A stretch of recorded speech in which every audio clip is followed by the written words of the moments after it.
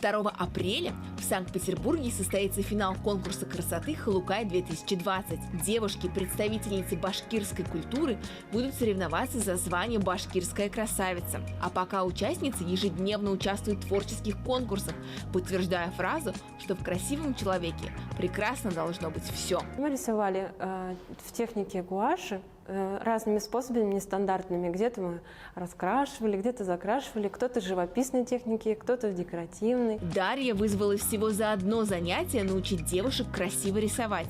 Естественно, никто до этого профессионально такому делу не учился. И наличие художественного таланта не входит в обязательные критерии для участия в конкурсе.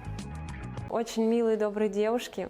Каждая себя проявила свой характер, индивидуальность. Участницы постарались выразить на бумаге все свои чувства.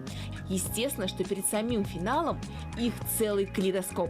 У каждой чувствуется вот это вот сообщность с народностью. Работали очень кропотливо, сложно, ответственно.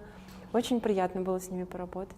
Совсем немного, и мы узнаем имя башкирской красы в городе на Неве. Татьяна Никитина из города Санкт-Петербург специально для Горы новостей.